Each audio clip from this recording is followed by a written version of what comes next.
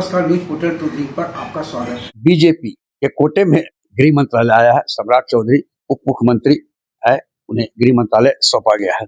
लेकिन यहाँ पर सम्राट चौधरी फुल फ्लेजेड गृह मंत्री नहीं है, क्योंकि पुलिस महकमा आईपीएस अधिकारियों के नियंत्रण में है। आईपीएस अधिकारी ही जिले के कप्तान से लेकर डीजीपी संवर्ग के अधिकारी होते हैं। अब सम्राट चौधरी के अधीन क्या होगा और क्या नहीं, इसे लेकर चर्चा है।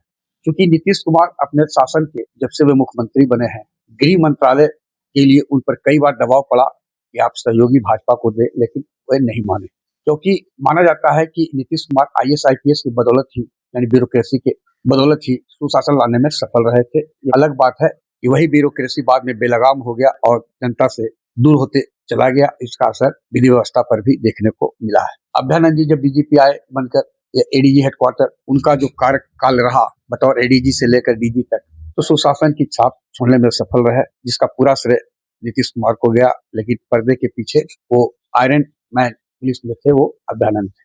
अभ्यानंद जी से इस संबंध में जब बात किया गया तो आईपीएस अधिकारियों के ट्रांसफर, पोस्टिंग, प्रमोशन, पनिशमेंट पर क्या नीति रही है सरकार की। अभ्यानंद जी बताते हैं कि डॉक्टर जगन्नाथ मिश्र जब मुख्यमंत्री थे, कैबिनेट ने सीएम को अधिकार दिया था कि आईएएस आईपीएस अधिकारियों का ट्रांसफर पोस्टिंग करेंगे, क्योंकि सेंट्रल सर्विसेज के जो अधिकारी होते हैं उनका ट्रांसफर, प्रमोशन और पनिशमेंट कैबिनेट के द्वारा ही होता है। जगन्नाथ मिश्र के कार्यकाल के बाद नीतीश कुमार तक, लालू यादव हो, यह परिपाटी रही है, माने कैबिनेट का डिसीजन है कि सीएम ही इसके नियंत्रित पदाधिकारी होंगे। भारतीय जनता पार्टी बड़ी पार्टी के रूप में उभर कर सामने आई।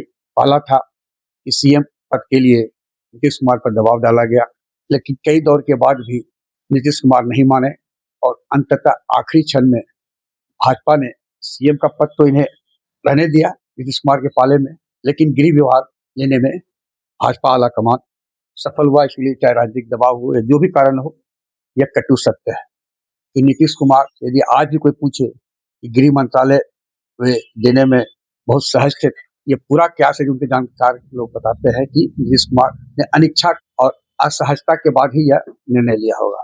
अब कैबिनेट की बैठक में प्रस्ताव लाना होगा कि आईपीएस के नियंत्री अधिकारी सीएम ना होकर गृह मंत्री होंगे, जो कि हम लगता नहीं है कि हाल फिलहाल में ऐसा निर्णय भी होने जा रहा है। और यह भी तय है कि सम्राट चौधरी पर कांटों का ताज है गृह मंत्री का पद। वो दिन दूर भी नहीं होगा, भविष्य में आप देखेंगे कि लॉ एंड ऑर्डर के मुद्दे पर घटक दल में लोजपा रामविलास के सुप्रीमो चिराग पासवान भी कई बार सवाल उठा चुके हैं। भविष्य में कहीं जदयू भाजपा कोटे के अंदर, जो कि गृह मंत्रालय गया है, के खिलाफ मुखर न हो जाए भविष्य में। तो भविष्य की बात कितना तय है कि आज के तारीख में जो जानकार बताते हैं कानून महकमे के गृह मंत्रालय से जुड़े लोग, कि सम्राट चौधरी कांस्टेबल से लेकर एडिशनल एसपी यानी बिहार पुलिस सर्विस के अधिकारियों के ट्रांसफर, प्रमोशन और पनिशमेंट के नियंत्रित मंत्री रहेंगे, इसमें कोई दो राय नहीं है। लेकिन यहाँ भी पेच है, यदि जदयू खेमे या लोजपा रामविलास या अन्य घटक दल के नेताओं की बात नहीं सुनी गई, तो मुख्यमंत्री को यह अधिकार है कि किसी भी मंत्री के निर्णय को निरस्त कर सकता है, मुख्यमंत्री अनुमोदन भी कर सकता है या उसमें बदलाव भी कर सकता है। आगे आगे देखिए होता है क्या, इतना तय है कि 6 महीने के अंदर गृह मंत्रालय में या तो आमूलचूल परिवर्तन होगा या फिर यह सम्राट चौधरी के सिर पर कांटों का ताज भी साबित हो सकता है। आग्रह है कि इस वीडियो के लिंक को लाइक, शेयर, सब्सक्राइब अवश्य करें। धन्यवाद।